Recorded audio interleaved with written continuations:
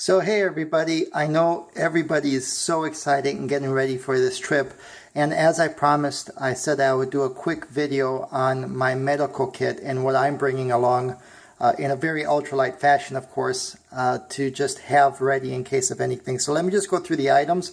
All this stuff is actually going to fit in this little stuff sack, so you'll see how that fits at the end, and I'll show you the weight.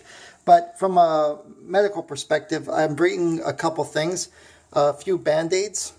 Of course, I've got my chapstick, which you're going to really want to have handy.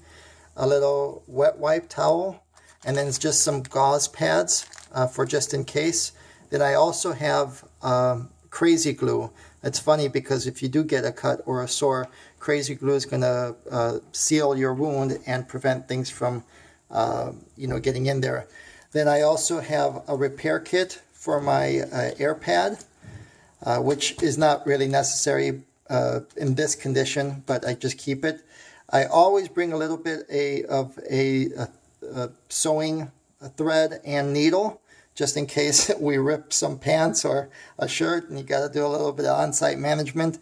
I've got my Crest toothpaste, which I get from Walmart or Target. It's in those travel sizes, along with my toothbrush, the mini toothbrush, and of course my flossing pick. Then another important aspect, especially if you're not used to long hiking, get some Gold Bond body powder to put in between your legs or those parts that sweat a lot and can rub often.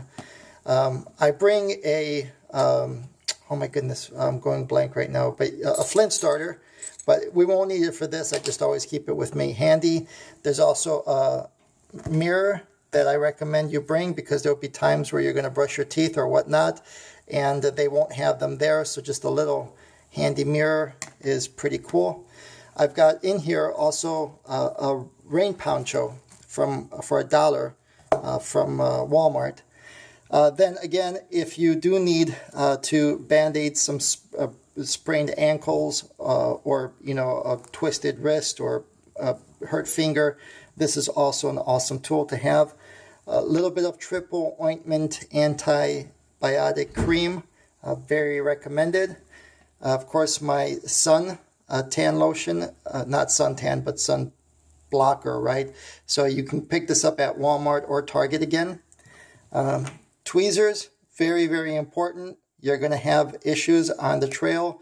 Maybe, maybe not, but tweezers always come in very handy. Then moving down, of course, I always keep extra batteries for my headlamp. This is a cutting razor. It's very portable. It just has many razors in here that I can screw up top here.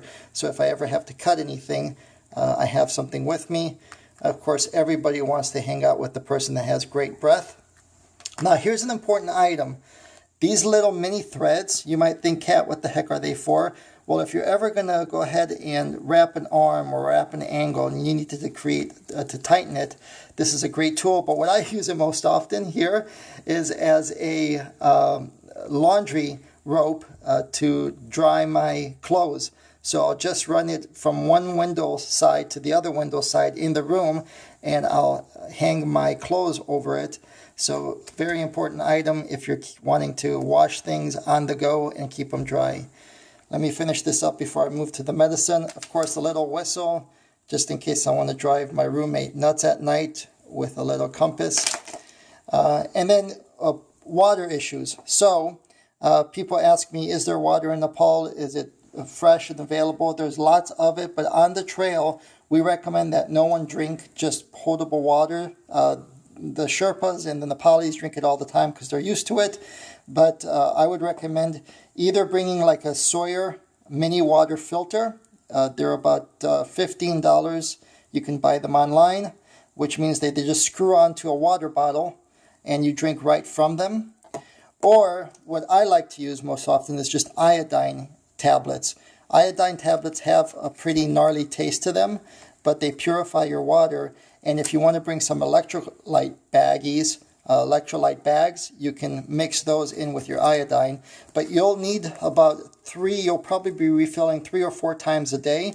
So bring enough iodine tablets to last you. So if we're on the trail 14 days, 3, that's about, what is that, 40 something, 50 something tablets.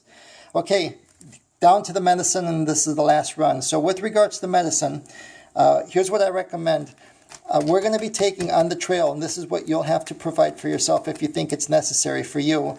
At least 1,000 milligrams of vitamin C, a vitamin B12 capsule, and a multivitamin B capsule.